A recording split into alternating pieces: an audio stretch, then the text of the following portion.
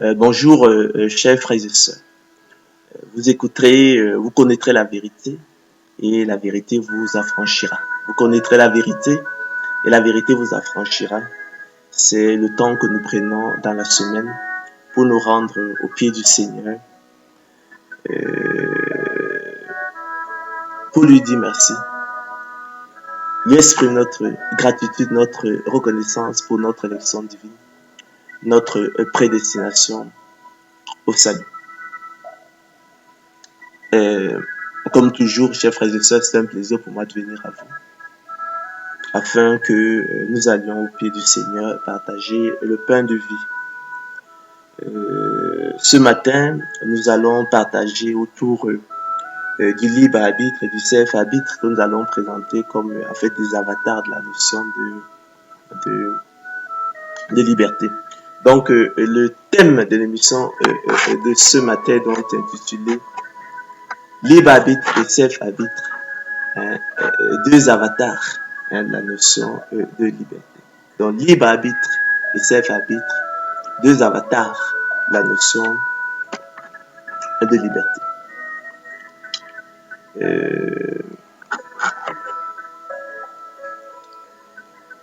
Vous le savez, les apôtres de l'évangile de la gloire de l'homme, eux qui ont en horreur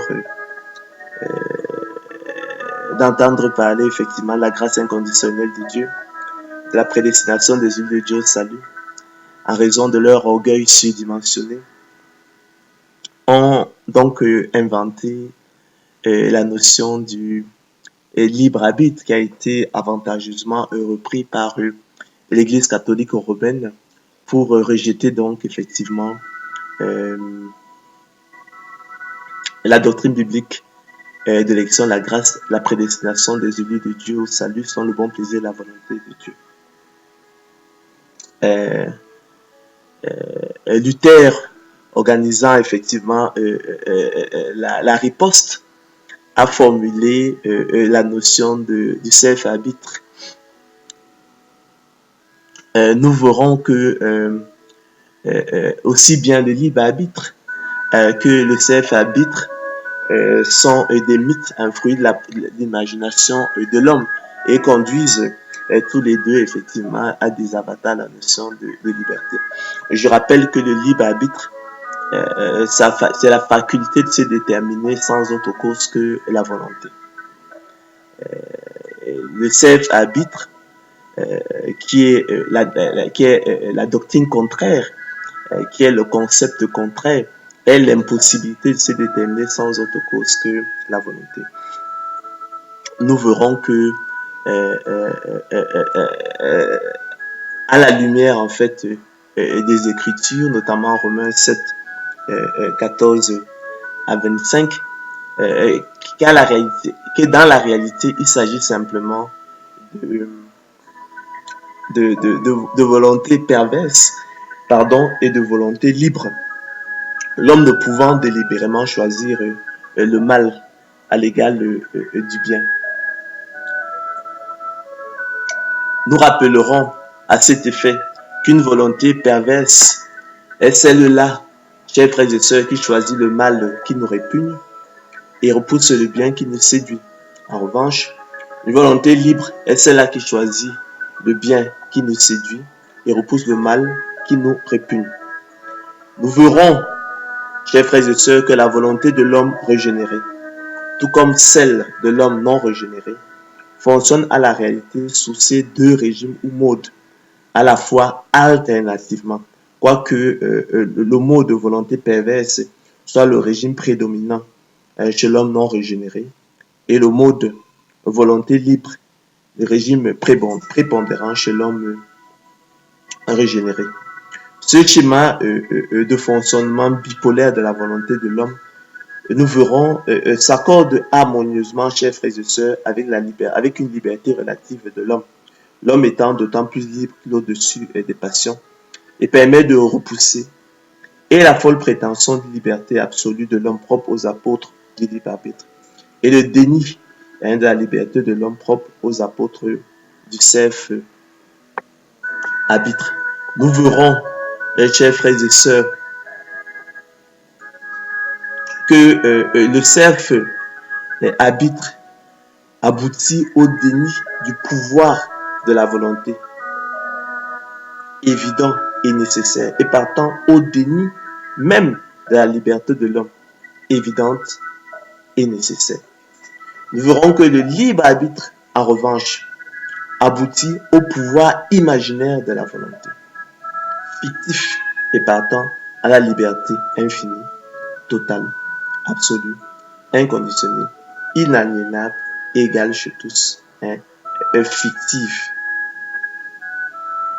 Ils sont donc tous les deux à rejeter. Parce qu'effectivement, dans la réalité, il s'agit simplement de volonté perverse et de volonté libre. L'homme ne pouvant délibérément choisir le mal à l'égal du bien.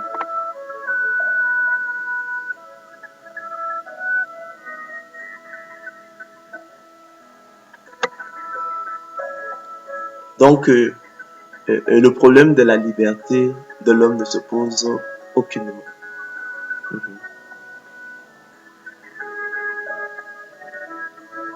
L'homme jouit d'une liberté relative, en escalier, par marche successive, par palier, par degré. L'homme étant d'autant plus libre qu'il est au-dessus des passions. Et il faut l'entendre essentiellement comme affranchissement intérieur de l'homme, libération morale. Chers frères et sœurs, selon une conception courante et active, l'idée de liberté paraît simple. Être libre, c'est faire ce qu'il me plaît. Comme l'affirme par exemple Calliclès, ce personnage de Platon dans Gorgias face à Socrate, dans son éloge intrépide et naïf de la passion et de l'intempérance.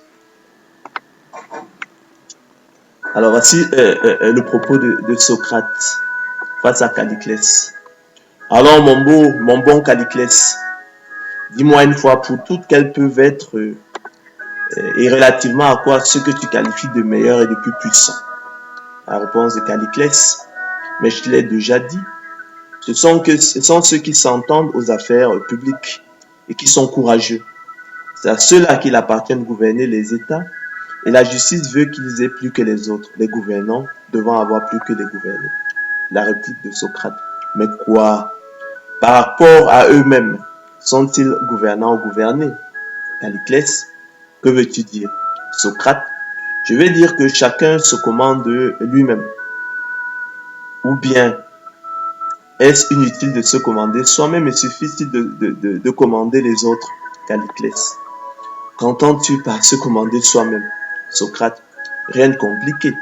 J'entends comme le vulgaire être tempérant et maître de soi et commandant en soi au plaisir et aux passions. Calliclès, que tu es plaisant. Ce sont les imbéciles que tu appelles tempérants. Socrate, comment cela? Qui ne voit que ce n'est pas d'eux que je parle?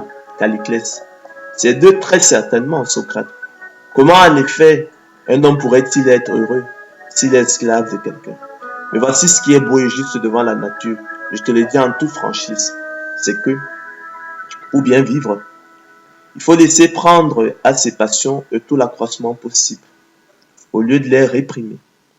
Et quand elles ont atteint toute leur force, être capable de leur donner satisfaction par son courage et son intelligence et de remplir tous ses désirs à mesure qu'ils éclosent. Mais cela n'est pas, je suppose, à la portée du vulgaire. De là vient qu'il décrit les gens qui en sont capables parce qu'il a honte de lui-même et veut cacher sa propre impuissance. Il dit que l'intempérance est une chose laide et si en par là desservir ceux qui sont moins doués par la nature et ne pouvant lui-même fournir à ses passions de quoi les contenter. Il fait l'éloge de la tempérance et de la justice à cause de sa propre lâcheté. Car pour ceux qui ont eu la chance de naître fils de roi, ou que la nature a fait capable de conquérir un commandement, une tyrannie, une souveraineté, peut-il y avoir véritablement quelque chose de plus honteux, de plus funeste que la tempérance? Tandis qu'il leur est loisible de jouir des biens de la vie sans que personne les en empêche, ils s'imposeraient eux-mêmes pour mettre la loi, les propos, les censures de la foule. Et comment ne serait-il pas malheureux du fait de cette prétendue beauté de la justice et de la tempérance, puisqu'ils ne pourraient rien donner de plus à leurs amis qu'à leurs ennemis, et cela quand ils sont maîtres de leur propre cité. La vérité que tu prétends chercher, Socrate, la voici. Le luxe, l'incontinence et la liberté, quand ils sont soutenus par la force, constituent la vertu et le bonheur. Le reste, toutes ces belles idées, ces conventions contraires à la nature ne sont que niaiseries et néant. Donc ça c'est un extrait effectivement du livre de Platon, Gorgias, publié en 1667 chez Garnier. Soit, chers frères et sœurs, j'adore les sucreries, je m'en gave. Au bout d'un certain temps, j'ai les dents gâtées, abîmées, pourries même, de l'embonpoint aussi. Et je suis malheureux. Si je continue de m'en gaver, tout en sachant que je vais être de plus en plus malheureux, suis-je libre? Ou suis-je esclave d'une passion plus forte que ma volonté? Au point que peut-être, c'est dans l'acte contraire que je me sentirai libre. Fini les sucreries. Ainsi, chers frères et sœurs, il est clair que la passion, et plus généralement les impulsions, constituent parfois des servitudes autrement redoutables et aliénantes que les contraintes physiques. Tant et si bien que l'on est aussi tenté de fonder la liberté sous le pouvoir de ne pas faire ce que j'aimerais faire. Une partie de moi impose quelque chose à une autre partie de moi. Cette dualité, chers frères et sœurs, peut être transposée à la culpabilité qu'éprouve l'alcoolique ou le toxicomane, fréquentant assidûment les maisons de désintoxication et de cure, à la recherche d'une délivrance de ses addictions tyranniques. Faut-il le relever? Cette culpabilité cache la volonté perverse de l'être dont on dit qu'il est libre au sens sartrien et nous parle de liberté, perversion. Liberté, aliénation, opposée à liberté, libération. Ainsi, chers frères et sœurs, nous avons des instants, des désirs, des caprices, certains sentiments même et peut-être des passions qui ne sont en eux-mêmes que des impulsions et qui, si nous ne les suivions pas, agissent en quelque sorte pour leur propre compte et nous déterminent alors mécaniquement. Un désir coupable ou absurde peut traverser un instant notre esprit, si étranger à notre personnalité, vrai qu'après coup, nous ne nous y reconnaîtrons pas et que nous demanderons peut-être comment puis-je désirer cela. Si nous cédons à ces désirs, chers frères et sœurs, nous abdiguons évidemment notre liberté. Mais la psychologie de l'acte volontaire nous enseigne que les choses peuvent se passer autrement. Au lieu d'obéir à ces impulsions, à cette force quasi mécanique qui nous sollicite, nous pouvons faire appel à toutes nos ressources spirituelles, faire intervenir notre personnalité tout entière, non pas seulement ce moi d'en bas dont parle personne, et qui est justement la source de ces impulsions obscures et de ces sentiments troubles, mais aussi et surtout notre raison, notre pensée claire, nos sentiments supérieurs. Nous sommes libres, écrit Bergson, quand nos actes émanent de notre personnalité entière, quand ils l'expriment, quand ils ont avec elle cette indéfinissable ressemblance qu'on trouve parfois entre l'œuvre et l'artiste. Autrement dit, chers frères et sœurs, la liberté est la condition non pas de l'homme qui fait ce qu'il veut, ce qui serait une chimère, une illusion, une folle prétention, et pourrait même cacher un véritable esclavage. Je vous renvoie ici à Romains 7, 14 à 25. Nous connaissons parfaitement ce passage. Mais bien plutôt de l'homme qui veut ce qu'il fait. En d'autres termes, est libre. Non pas l'homme qui fait ce qu'il veut, mais bien plutôt l'homme qui veut ce qu'il fait.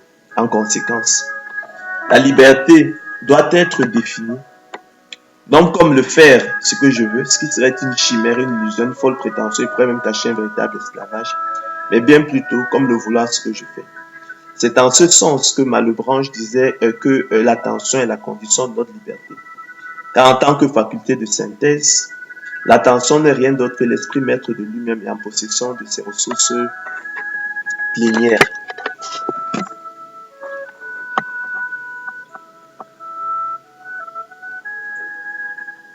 Transposons à présent, chers frères et sœurs, les dualités précédentes dans la société. Votre voisin est musicien de metal rock et se sent particulièrement inspiré vers 3 heures du matin. Il aimerait bien être libre de répéter à cette heure favorable. Vous habitez au-dessus, vous vous levez tout le matin à 7 heures et vous aimeriez bien être libre de dormir tranquillement. On voit donc, chers frères et sœurs, le mot liberté par lui-même n'a pas de sens.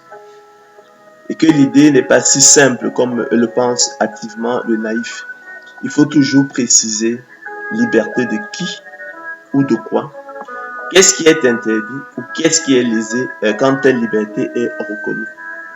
Outre ce problème de précision, chers frères et sœurs, se pose celui de savoir si la liberté humaine est infinie, totale, absolue, inconditionnée, inaliénable. Autrement dit, l'homme a-t-il la faculté de se choisir en toute souveraineté, ainsi que l'affirme Jean-Paul Sartre selon sa formule célèbre, l'homme est condamné à être libre. En d'autres termes, la liberté existe-t-elle également dans tous les hommes, ou est-elle loin d'être égale chez tous les hommes, s'augmentant peu à peu, s'accroissant même, et se perfectionnant par l'effort, l'exercice, la persévérance, et l'usage que l'on en fait, et s'affaiblissant au contraire par l'abandon et l'abdication.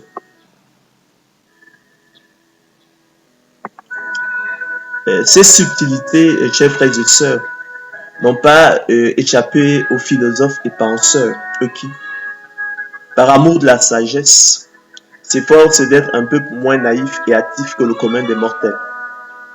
C'est ce que traduit la phrase célèbre de Paul Valéry, la liberté. C'est un de ces détestables mots qui ont plus de valeur que de sens, qui chantent plus qu'ils ne parlent, qui demandent plus qu'ils ne répondent. Considérant la lumière de Romains 7, 14 à 25, à l'intérieur même de l'homme, il y a des forces et des principes d'action qui lui sont étrangers, qui le contraignent à la façon d'un maître tyrannique, ou qui le séduisent à la façon d'un flatteur égoïste, et qui agissent donc pour leur propre compte. Et les sages ont appliqué le mot de liberté à l'affranchissement intérieur de l'homme à l'égard de ce qui n'est pas véritablement lui-même, selon qu'il est écrit. Là, je vous prie d'ouvrir vos livres dans Romains 7, 14 à 25.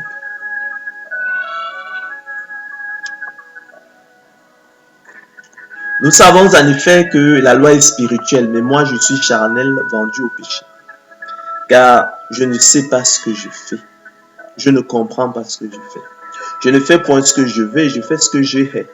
Or, si je fais ce que je ne veux pas, je connais par là que la loi est bonne. Et maintenant, ce n'est plus moi qui le fais, mais c'est le péché qui habite en moi. Ce qui est bon, je le sais, n'habite pas en moi, c'est-à-dire dans ma chair. J'ai la volonté, mais non le pouvoir de faire le bien. Car chose impossible à la volonté parce que le péché la rendait sans force. Car je ne fais pas le bien que je veux, je fais le mal que je ne veux pas. Et si je fais ce que je ne veux pas, ce n'est plus moi qui le fais, c'est le péché qui habite en moi. Je trouve donc en moi cette loi. Quand je veux faire le bien, le mal est attaché à moi. Car je prends plaisir à la loi de Dieu selon l'homme intérieur, mais je vois dans mes membres une autre loi qui lutte contre la loi de mon entendement et qui me rend captif de la loi du péché qui est dans mes membres. Misérable que je suis, qui me délivrera du corps de cette mort. Grâce soit rendue à Dieu par Jésus-Christ notre Seigneur. Ainsi donc moi-même, je suis pas l'entendement esclave de la loi de Dieu et je suis pas la chair esclave de la loi du péché. Ainsi, chers frères et sœurs, il suffit de s'être observé un peu soi-même pour savoir qu'on peut se faire sur soi beaucoup d'illusions. Ne voyons-nous pas que même l'homme qui ne possède plus sa liberté, le passionné, l'inoptisé, le toxicomane, voire l'homme ivre ou l'aliéné, s'imaginent agir de leur propre chef, de leur propre gré, et sont les seuls à ne pas s'apercevoir de tout ce que leur entourage constate, à savoir qu'ils sont menés par quelque chose d'étranger à leur volonté. L'intuition de la liberté pose donc, chers frères et sœurs, de nombreux problèmes sur lesquels les hommes, penseurs professionnels ou non, n'ont cessé de philosopher. Qu'est-ce qu'être vraiment libre? Ne confondons pas, chers frères et sœurs, l'illusion d'être libre avec la liberté efficace, avec la liberté effective, en étant inconscient de certains déterminismes. La vraie liberté est telle de suivre ses désirs, ses passions, ses impulsions et ses volontés spontanées, ou de leur résister au nom du moral supérieur, d'un idéal du monde. La liberté est-elle une de données de la condition humaine ou un état que la conscience doit conquérir pour se choisir un sens en luttant contre les déterminismes naturels ou sociaux idéologiques qui conditionnent l'être humain? C'est ce que traduit la formule célèbre du philosophe russe Berdyaev: la liberté n'est pas un droit, mais un devoir.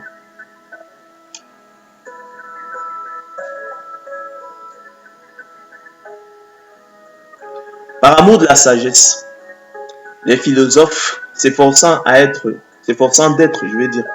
un peu moins naïfs et actifs que le commun des mortels, ont alors posé le problème de la liberté en introduisant la catégorie du libre arbitre humain. Le libre arbitre humain est la faculté de se déterminer sans autre cause que la volonté. La question qui se pose alors est celle-ci: ma volonté est-elle libre dans l'acte même de choisir? Autrement dit, la liberté de l'homme est-elle infinie, totale, absolue, inconditionnée, inaliénable? En d'autres termes, la liberté existe-t-elle également chez tous les hommes ou est-elle loin d'être égale chez tous les hommes, s'augmentant peu à peu, s'accroissant même et se perfectionnant par l'effort, l'exercice, la persévérance, l'usage que l'on a fait et s'affaiblissant au contraire par l'abandon et l'abdication? Sur ce point, s'affrontent deux écoles. D'une part, les partisans, chers frères et sœurs, de la liberté humaine infinie, totale, absolue, inconditionnée et inaliénable, c'est-à-dire qui ne peut être ôtée. D'autre part, les partisans d'une liberté humaine relative, en escalier, par marche successive, par palier, par degré, limitée, encadrée. Les premiers, avec l'auteur de l'être et le néant, attribuent à l'homme un libre arbitre. C'est ce que traduit, je l'ai dit, la formule célèbre de Sartre: l'homme est condamné à être libre. Il ne faudrait pas pour autant, chers frères et sœurs, en conclure que la liberté n'existerait pas pour les seconds. Loin de là. Ces derniers ont simplement à cœur de dénoncer une liberté imaginaire égale chez tous, le libre arbitre humain, le pouvoir imaginaire de la volonté, et dénoncer la liberté humaine véritable et effective qui, elle, est relative, en escalier, par marche successive, par palier, par degré, encadré, limité, l'homme étant d'autant plus libre qu'il est au-dessus des passions. En effet, chers frères et sœurs, Dieu seul est absolument libre. Les esprits créés ne sont qu'à mesure qu'ils sont au-dessus des passions, écrit Leibniz. La liberté véritable se trouve partout inhérente et subordonnée à l'ordre tant humain qu'extérieur. Notre vraie liberté consiste à faire prévaloir les bons penchants sur les mauvais, soutient Auguste Comte. Loin de nous grandir, chers frères et sœurs, la liberté sartrienne, au contraire, pèse sur nous comme une fatalité de notre être. Sartre pousse la coïncidence de l'homme avec sa liberté au point d'effacer toute distinction entre ceux de nos actes qui sont libres et ceux qui ne le sont point. Mais comment, chers frères et sœurs, soutenir sérieusement que nous sommes libres toujours, jusque dans nos actes élémentaires, jusque dans l'aveuglement de la passion, l'emportement, l'émotion, l'ivresse de l'alcool, les chaînes de la drogue ou la servitude de l'ignorance? Ce que Sartre nomme ici liberté, chers frères et sœurs, n'est pas ce qu'on entend d'ordinaire sous ce nom. Comme l'a écrit M. Alquier, une telle liberté est dérisoire et aliénante. Elle consiste à être ce que l'on est. Elle ne retient plus rien de ce qui, dans le mot liberté, exalte l'homme et le distingue de la bête. Ce qui exalte l'homme, en effet, et le distingue de la bête, c'est l'affranchissement relatif à l'égard de ses impulsions et le pouvoir de transformer le monde selon des fins jugées transcendantes et objectivement valables. Une liberté qui se confond avec nos chaînes et demeure toujours égale à soi, qui n'est pas le moyen de nous dépasser, de sortir de nous-mêmes, de rendre le monde vraiment meilleur, n'est pas la liberté, c'est de l'aliénation. Jean-Paul Sartre, chers frères et sœurs, en soutenant que la liberté humaine est totale, absolue, infinie, inconditionnée, inaliénable, valide implicitement et sans forcément s'en rendre compte l'idée selon laquelle la liberté est donc égale chez tous. Or, la nature et la révélation biblique ne nous apprennent rien de tout ce de tel. En effet, la liberté est-elle la même chez l'alcoolique, le toxicomane et chez l'homme libre de ses dépendances? La liberté est-elle la même chez le kleptomane, le pyromane et chez l'homme libre de ses manies? La liberté est-elle la même chez le passionné, l'obsédé, le dément et chez l'homme libre de ses vices? La liberté est-elle égale chez l'homme non régénéré et chez l'homme régénéré? En condamnant l'homme à être libre, quand cependant il ne l'est pas, selon qu'il est écrit. Je suis vendu au péché, misérable que je suis. Jean-Paul Sartre lui attribue une liberté imaginaire, fictive, totale, absolue, infinie, inconditionnelle, inaliénable et par conséquent égale chez tous, et a ainsi hypothéqué et ruiné son projet philosophique.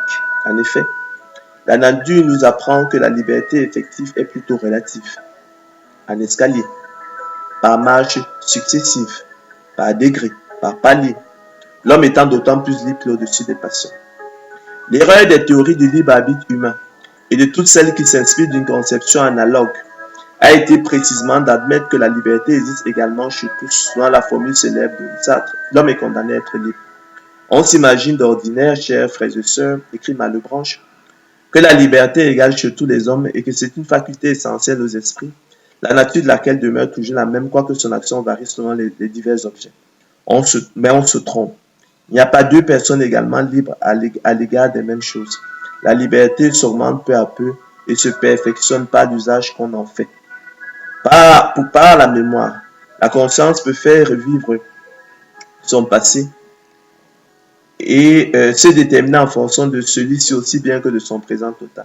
C'est ainsi que le souvenir d'une faute ou d'une erreur passée peut nous empêcher de la commettre à nouveau. Tout être humain, chers frères et sœurs, est donc libre, en ce sens qu'il existe en lui de telles puissances potentielles de libération. La raison, l'entendement, l'intelligence, la conscience, la mémoire, la foi. S'il veut bien faire l'effort nécessaire pour assumer ainsi la totalité de son existence spirituelle. Mais c'est précisément parce qu'elle dépend de cet effort, chers frères et sœurs, parce qu'elle s'accroît par l'exercice et s'affaiblit au contraire par l'abandon, que la liberté est loin d'être égale chez tous les hommes. La grande erreur psychologique et morale des partisans du libre arbitre humain a été précisément de nous présenter une liberté toute faite. Une liberté chose qui serait indépendante de cet effort. Tout au contraire, il s'agit, dit Brunswick, de comprendre l'affirmation de la liberté, non comme d'une chose qui serait donnée, mais d'une œuvre qui est à faire. Rien n'est plus simple qu'une telle conclusion et rien ne heurte davantage le sens commun. Rien n'a rendu plus impopulaire la révélation biblique. Car autant il est agréable aux hommes de s'entendre dire qu'ils sont libres, autant il leur est pénible d'avoir à se libérer effectivement.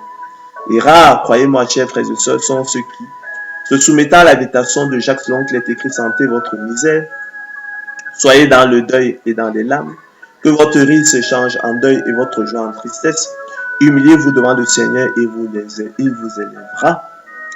Pourrait à la suite de l'apôtre Paul en confessant l'incapacité totale absolue de l'homme dans le salut du fait du péché qui habite en lui, c'est-à-dire dans sa chair, et le rend captif de la loi du péché qui est dans ses membres, pousser le célèbre cri de douleur du cœur en détresse, mais non dans le désespoir selon qu'il est écrit, misérable que je suis, qui me délivrera de ce corps, du corps de cette mort. Toute chose qui devrait naturellement et logiquement porter l'élu de Dieu à se reposer sur l'excellente nouvelle, la prédestination des élus de Dieu au salut comme seul et unique bouée de sauvetage au milieu de cet océan de misère spirituelle selon qu'il est écrit. Grâce soit rendue à Dieu par Jésus-Christ notre Seigneur. Et à s'appliquer en réponse à un si grand amour qui traduit l'infinie richesse de la grâce de Dieu envers ses élus en Jésus-Christ, à pratiquer les bonnes œuvres selon qu'il est écrit. C'est pourquoi, frères, appliquez-vous d'autant plus à affermir votre vocation et votre élection, car en faisant cela, vous ne broncherez jamais. C'est ainsi en effet que l'entrée dans le royaume éternel de notre Seigneur et Sauveur Jésus-Christ sera pleinement accordée. Cette parole est certaine et je veux que tu affirmes ces choses, afin que ceux qui ont cru en Dieu s'appliquent à pratiquer de bonnes œuvres. Voilà ce qui est bon et utile aux hommes. Mais évite les discussions folles, les généalogies, les querelles, les disputes relatives à la loi, car elles sont vaines et inutiles. Ainsi, mes bien-aimés, comme vous avez toujours obéi, travaillez à votre salut avec crainte et tremblement, non seulement comme à ma présence, mais bien plus encore maintenant que je suis absent, car c'est Dieu qui produit en vous le vouloir et le faire selon son bon plaisir. Faites toutes choses sans murmure ni hésitation, afin que vous soyez irréprochables et purs des enfants de Dieu, irrépréhensibles au milieu d'une génération perverse et corrompue, parmi laquelle vous brillez comme des flambeaux dans le monde, portant la parole de vie. Et je pourrais me glorifier au jour de Christ de n'avoir pas couru en vain ni travaillé en vain. Et même si je sers des libations pour le sacrifice et pour le service de votre foi, je m'en réjouis, écrit l'apôtre Paul, et je me réjouis avec vous tous. Vous aussi, réjouissez-vous de même et réjouissez-vous avec moi. Chers frères et sœurs, Notre analyse, notamment le texte de Romains 7, 14 à 25, ruine ainsi cette fiction d'une liberté humaine infinie, totale, absolue, inconditionnée, inaliénable, égale chez tous, nommé libre arbitre humain, selon qu'il est écrit. J'ai la volonté, mais non le pouvoir de faire le bien. Car la chose impossible à la volonté, parce que le péché la rendait sans force. Et consacre la liberté humaine véritable et effective qui, elle, est relative en escalier, par marche successive, par palier, par degré limité, encadré. L'homme étant d'autant plus libre qu'il est au-dessus des passions selon qu'il est écrit. Nous savons en effet que la loi est spirituelle, mais moi je suis charnel, vendu au péché. Car je ne sais pas ce que je fais, je ne fais point ce que je veux, je fais ce que je hais. Or, si je fais ce que je ne veux pas, je reconnais par là que la loi est bonne. Et maintenant, ce n'est plus moi qui le fais, mais c'est le péché qui habite en moi. Ce qui est bon, je le sais, n'habite pas en moi, c'est-à-dire dans ma chair. J'ai la volonté, mais non le pouvoir de faire le bien. Car je ne fais pas le bien que je veux, je fais le mal que je ne veux pas. Et si je fais ce que je ne veux pas, ce n'est plus moi qui le fais, c'est le péché qui habite en moi. Je trouve donc à moi cette loi. Quand je veux faire le bien, le mal est attaché à moi. Car je prends plaisir à la loi de Dieu selon l'homme intérieur, mais je vois dans mes membres une autre loi qui lutte contre la loi de mon entendement et qui me rend captif de la loi du péché qui est dans mes membres. Misérable que je suis, qui me délivrera du corps de cette mort.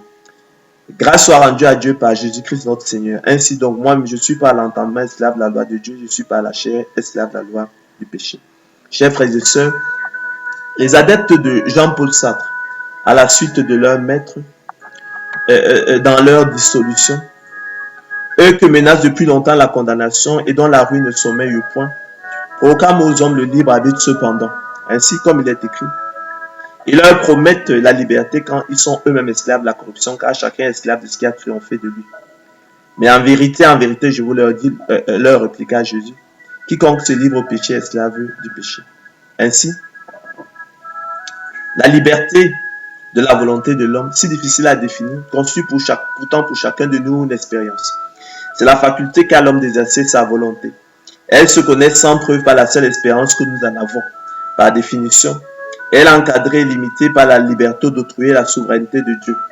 Elle n'est donc ni absolue, ni totale, ni infinie, ni inconditionnée, ni inaliénable, ni égale chez tous, mais relative. L'homme étant d'autant plus libre qu'il est au-dessus des passions. Elle n'est pas à confondre avec la souveraineté qui est un attribut de Dieu, qui est le transcendant et que l'Écriture présente comme le seul souverain. Selon qu'il est écrit, toi éternel, tu fais ce que tu veux. La souveraineté traduit le fait de ne pas être soumis au contrôle d'une autorité supérieure qui encadre la liberté de notre volonté. Tout être humain, chers frères et sœurs, il faut le retenir, est donc libre. En ce sens qu'il existe en lui des puissances potentielles de libération. Je dis que c'est la raison, c'est l'entendement, c'est l'intelligence, c'est la conscience, c'est la mémoire, c'est l'entendement, c'est la foi pour nous, élus de Dieu. S'il veut bien faire l'effort nécessaire pour assurer ainsi la totalité de son existence spirituelle. Mais c'est précisément parce qu'elle dépend de cet effort, parce qu'elle s'accroît par l'exercice et s'affaiblit au contraire par l'abandon, que la liberté est loin d'être égale chez tous. La prédestination des élus de Dieu au salut est une puissance de libération et non d'aliénation. Elle est libératrice et source de liberté. Elle a franchi l'homme de la servitude de la corruption. C'est un acte d'amour et un bienveillant dessein. Sans elle, chers frères et sœurs, personne ne serait sauvé. Le problème de la liberté de l'homme est donc en dehors de la question. L'enjeu essentiel étant non pas la liberté perdue de l'homme animal, captif du diable, mais le salut et les tournants éternels de l'état ardent de feu et de souffle. Bien plus, cette liberté humaine, dans son sens véritable et effectif, doit être entendue essentiellement comme affranchissement intérieur de l'homme, libération morale, l'homme étant d'autant plus libre qu'il est au-dessus des passions. Je vous renvoie là encore à Romains 7, 14 à 25. Il leur promet la liberté quand ils sont eux-mêmes esclaves de la corruption, car chacun est esclave de ce qui a triomphé de lui. En vérité, je vous le dis, leur répliqua Jésus, quiconque se livre au péché est esclave du péché. Il n'est pas homme libre, mais dans les chaînes de l'esclavage et de la servitude. C'est un esclave qui s'ignore et s'abuse lui-même. Mais telle est pourtant la liberté sartrienne, chers frères et sœurs, infinie, totale, absolue, inaliénable, inconditionnée, égale chez tous, confondue avec nos chaînes, dont tous les hommes se vantent d'avoir, et qui consiste en cela seulement, en cela seul que les hommes sont conscients de leurs désirs et ignorant des causes qui les déterminent. En l'occurrence, le péché qui habite à moi. C'est ainsi qu'un ivrogne croit dire par une décision libre ce qu'ensuite il aurait tant voulu taire. De même, un démon, un obsédé, un toxicomane, et de nombreux cas de ce genre croient agir par une libre décision de leur esprit, et non pas portés par une impulsion et le péché. Et comme ce préjugé est inné en tous les hommes, ils ne s'en libèrent pas facilement. L'expérience nous apprend à suffisant, chers frères et sœurs, qu'il n'est rien dont les hommes soient moins capables que de modérer leur aliénation passionnelle et que, souvent aux prises avec des passions contraires, ils voient le meilleur, mais font le pire. Ils se croient libres cependant, et cela parce qu'ils ont pour un objet. Ils n'ont pour un objet qu'une faible passion, à laquelle ils peuvent facilement s'opposer par le fréquent rappel du souvenir d'un autre objet. La liberté sartréenne, infinie, totale, absolue, inconditionnée, égale chez tous, inaliénable, confondue avec nos chaînes, la folie et même le suicide, fait ainsi penser à cette folle prétention de pouvoir changer d'être à volonté comme de vêtements. Folle prétention que les Grecs illustraient par le fameux mythe de Prothée. Prothée pouvait se changer à l'instant en arbre, en lion ou en berger. Prétention que jusqu'à présent tout chrétien digne de ce nom a écarté avec l'ironie requise. C'est aussi la liberté au sens de Descartes, de Kant. Ce que Descartes a parfaitement compris, écrit Sartre, c'est que le concept de liberté renfermait l'exigence d'une autonomie absolue, qu'un acte libre était une production absolument neuve dont le gène ne pouvait être contenu dans un état antérieur du monde et que par suite, liberté et création ne faisaient qu'un. Chaque personne, écrit Sartre, dans l'être, le néant, est un choix absolu de soi. Ce choix de soi par soi, sans lequel le libre arbitre est impossible ou impensable, c'est ce que Platon, à la fin de la République, illustrait déjà par le mythe d'Air, où l'on voit les âmes, entre deux incarnations, choisir leur corps et leur vie. C'est aussi ce que Kant appelait le caractère intelligible. Et c'est ce que Sartre, dans une autre problématique, appelle la liberté originelle, et qui précède tous les choix et dont tous les choix dépendent. Cette liberté-là, chers frères et sœurs, est absolue ou elle ne n'est pas. Elle est le pouvoir indéterminé de se déterminer soi-même, autrement dit le libre pouvoir de se créer soi. C'est en quoi elle n'appartient qu'à Dieu, penseront certains, écrit très justement André Comte-Sponville, ou fait de nous des dieux si nous en sommes capables. Allusion, chers frères et sœurs, à l'antique séduction et mensonge luciférien du jardin d'Éden selon qu'il est écrit, vous serez comme des dieux. Ironise-t-il selon qu'il est écrit. Ils vous promettent la liberté, quand ils sont eux-mêmes esclaves de la corruption, car chacun est esclave de ce qui a triomphé de lui. Ne parlons donc pas, chers frères et sœurs, d'une telle liberté dont le chrétien n'a que faire, et qui serait seulement une sorte de suicide dans lequel ces apôtres en révolte contre Dieu verraient une libération contre l'obligation faite à l'homme d'exister au sein d'un réel qui lui est étranger, dont il n'arrive pas à prendre conscience. La vraie liberté, chers frères et sœurs, est soumission à Dieu, affranchissement intérieur de l'homme, libération morale. Elle n'est pas la même chez tous, pour la simple raison que l'homme n'est pas absolument libre, mais dans les chaînes du péché, selon qu'il est écrit. Voici, je suis né dans l'iniquité, ma mère m'a conçu dans le péché. Impuissant à faire le bien, selon qu'il est écrit. J'ai la volonté, mais non le pouvoir de faire le bien. Car chose impossible à la volonté, parce que le péché la rendait sans force. Car je ne fais pas le bien que je fais le mal que je ne veux pas. Et si je fais ce que je ne veux pas, ce n'est plus moi qui le fais, c'est le péché qui habite en moi. Je trouve donc en moi cette loi. Quand je veux faire le bien, le mal est attaché à moi, misérable que je suis. Que la liberté est le fruit de la sanctification, qui est la croissance à la ressemblance de Christ. Quel est le don de la foi? Or, tous n'ont pas la foi. Notre liberté est donc relative, chers frères et sœurs, soit elle est cependant indubitablement, l'homme étant d'autant plus libre au-dessus des passions. Elle se connaît sans preuve par la seule espérance que nous en avons. La liberté est un mystère, au moins autant qu'un problème.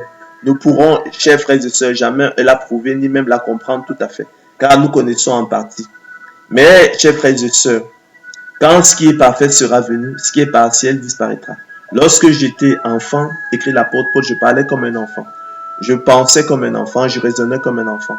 Lorsque je suis devenu homme, j'ai fait disparaître ce qui était de l'enfant. Aujourd'hui, nous voyons au moyen d'un miroir, d'une manière obscure, mais alors nous verrons face à face. Aujourd'hui, je connais en partie, mais alors je connaîtrai comme j'ai été connu. Et cela requiert, chers frères et sœurs, de la part de l'homme une dose d'humilité et une intelligence renouvelée, ce que l'on est écrit. Il leur promet de la liberté quand ils sont eux-mêmes esclaves de la corruption, car chacun est esclave de ce qui a triomphé de lui. Ainsi, la liberté humaine effective, la véritable liberté humaine et affranchissement intérieur de l'homme, libération morale. l'homme étant d'autant plus libre qu'il est au-dessus des passions. C'est cette même noble idée qui est soutenue par Auguste Comte lorsqu'il écrit: Notre vraie liberté consiste à faire prévaloir les bons penchants sur les mauvais. Mais c'est précisément parce qu'elle dépend de cet effort, parce qu'elle s'accroît par l'exercice et s'affaiblit au contraire par l'abandon, que la liberté est loin d'être égale chez tous les hommes. Elle est par essence relative, limitée, encadrée. Elle est en escalier, par marche successive, par palier, par degré, l'homme étant d'autant plus libre qu'il est au-dessus des passions. Elle n'est ni infinie, ni totale, ni absolue, ni inconditionnée, ni inaliénable, ni égale chez tous, ni folie, ni aliénation, ni suicide. Aussi, loin d'être condamné à être libre comme le proclamait à tort Sartre dans ses élucubrations, l'homme doit au contraire, par la persévérance, l'effort, l'exercice de la détermination, s'affranchir de la servitude, de la corruption, des passions, du péché, de l'ignorance, d'où aussi la catégorie des libertés, libération, opposée à celle de liberté, perversion, aliénation, suicide, et celle de volonté libre opposée à celle de volonté perverse. Relevons enfin, chers frères et sœurs, que le libre arbitre, qui est la faculté de se déterminer sans autre cause que la volonté, et son contraire, en l'occurrence le self-arbitre, qui est l'impossibilité de se déterminer sans autre cause que la volonté, sont tous deux des mythes et catégories philosophiques fictives, fruits de la pure imagination et invention de l'homme corrompu d'entendement. Ces deux mythes aboutissent tous à des avatars de la notion de liberté. En l'occurrence, le self-arbitre aboutit au déni du pouvoir de la volonté, évident et nécessaire, et partant au déni de la liberté de l'homme, évidente et nécessaire. Le libre arbitre, pour sa part, aboutit au pouvoir imaginaire de la volonté, fictif et partant à la liberté, infinie, totale, absolue, inconditionnée, inaliénable, égale chez tous, fictive. Dans la réalité, chers frères et sœurs, il s'agit seulement de volonté perverse ou libre, l'homme ne pouvant délibérément choisir le mal à l'égal du bien, selon qu'il est écrit. Nous savons en effet que la loi est spirituelle, mais moi je suis charnel, vendu au péché. Car je ne sais pas ce que je fais, je ne fais point ce que je veux, je fais ce que je hais. Or, si je fais ce que je ne veux pas, je connais par là que la loi est bonne. Et maintenant, ce n'est plus moi qui le fais, c'est le péché qui habite en moi. Ce qui est bon, je le sais, n'habite pas en moi, c'est-à-dire dans ma chair. J'ai la volonté, mais non le pouvoir de faire le bien. Car chose impossible à la volonté, parce que le péché la rendait sans force. Car je ne fais pas le bien que je veux, et je fais le mal que je ne veux pas. Et si je fais ce que je ne veux pas, ce n'est plus moi qui le fais, c'est le péché qui habite en moi. Je trouve donc en moi cette loi. Quand je veux faire le bien, le mal est attaché à moi. Car je prends plaisir à la loi de Dieu selon l'homme intérieur, mais je vois dans mes membres une autre loi qui lutte contre la loi de mon entendement et qui me rend captif de la loi du péché qui est dans mes membres. Misérable que je suis, qui me délivrera du corps de cette mort. Rappelons, chers frères et sœurs, qu'une liberté perverse est celle-là qui choisit le mal qui nous répugne et repousse le bien qui nous séduit. En revanche, rappelons qu'une volonté perverse, chers frères et sœurs, est celle-là qui choisit le mal qui nous répugne et repousse le bien qui nous séduit. En revanche, une volonté libre est celle-là qui choisit le bien qui nous séduit et repousse le mal qui nous répugne. La volonté de l'homme régénéré, tout comme celle de l'homme non régénéré, fonctionne à la réalité sous ces deux régimes ou modes à la fois alternativement. Quoique le mode de volonté perverse soit le régime prédominant chez l'homme non régénéré et le mode de volonté libre, le régime prédominant chez l'homme régénéré. Ce schéma de fonctionnement bipolaire de la volonté de l'homme s'accorde harmonieusement, chers frères et sœurs, avec une liberté relative de l'homme. L'homme étant d'autant plus libre au-dessus des passions et permet de repousser et la folle prétention de liberté absolue de l'homme propre aux apôtres du libre arbitre et le déni de la liberté de l'homme propre aux apôtres du self-arbitre. Relevons, chers frères et sœurs, pour terminer avec Pierre Lance, sur un tout autre registre que l'affranchissement intérieur de l'homme et la libération morale, pour mieux déconstruire avec toute l'ironie requise la folle prétention de liberté absolue de l'homme propre aux apôtres du libre arbitre, que notre liberté est exactement proportionnée à notre force ou puissance qui se calcule relativement aux forces ou puissances qui l'entourent. Ainsi, le très haut est le seul souverain. Lui seul échappe au contrôle d'une autorité supérieure, étant lui-même le transcendant, c'est-à-dire l'autorité suprême. Il encadre et fixe les limites de la liberté de l'homme. Il encadre et fixe des limites à la liberté de l'homme, à ses facultés, à ses possibilités, à ses désirs, à ses envies, à ses ambitions, à ses aspirations et à toutes choses, comme il fixa des limites à l'orgueil des vagues de la mer, selon qu'il est écrit, qui a fermé la mer avec des portes quand elle s'élança du sein maternel. Quand je fis de la nuit son vêtement et de l'obscurité ses langes. Quand je lui imposai ma loi et que je lui mis des barrières et des portes. Quand je lui dis, tu viendras jusqu'ici, tu n'iras pas au-delà, ici t'arrêteras l'orgueil de tes flots. En conséquence, puissance et liberté ne seraient-elles pas synonymes? La liberté est-elle autre chose qu'une étape vers la puissance, un premier degré de pouvoir? Peut-il y avoir liberté là où il n'y a pas puissance? Peut-il y avoir puissance là où il n'y a pas liberté? Ainsi, la volonté nous conduirait de la dépendance à la liberté, puis de la liberté à la puissance. Or, quel homme oserait sérieusement s'attribuer une puissance infinie, totale, absolue, inconditionnelle, inaliénable, qui serait par ailleurs égale chez tous, pour pouvoir s'attribuer la liberté qui est proportionnée, c'est-à-dire une liberté infinie, totale, absolue, inconditionnée, inaliénable, égale chez tous. La folie d'un tel homme serait manifeste pour tous. Et telle est pourtant la folle prétention des apôtres du libre arbitre, qui n'est qu'un avatar de l'antique séduction et mensonge luciférien du jardin d'Éden, selon que les écrit, vous serez comme des dieux. Vous serez des dieux. Ils leur promettent, chers frères et sœurs, la liberté quand ils sont eux-mêmes esclaves de la corruption, car chacun est esclave de ce qui a triomphé de lui. Donc, nous sommes donc parvenus au thème de notre émission. Nous avons vu que libre arbitre et self-arbitre finalement ne sont que des avatars de la notion de liberté. Dans la réalité, il s'agit simplement de liberté, de volonté libre et de volonté perverse.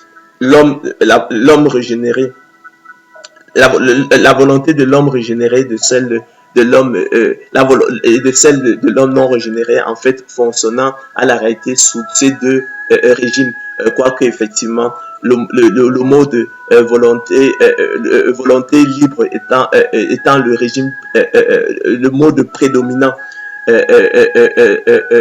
chez l'homme régénéré, et le mode volonté perverse étant le régime prédominant chez l'homme non régénéré. Nous sommes donc parvenus au thème de notre émission, et qui plaise au Seigneur de gloire Jésus-Christ d'illuminer votre intelligence. Que l'honneur, la gloire lui reviennent à lui seul. Bon après-midi et à la prochaine.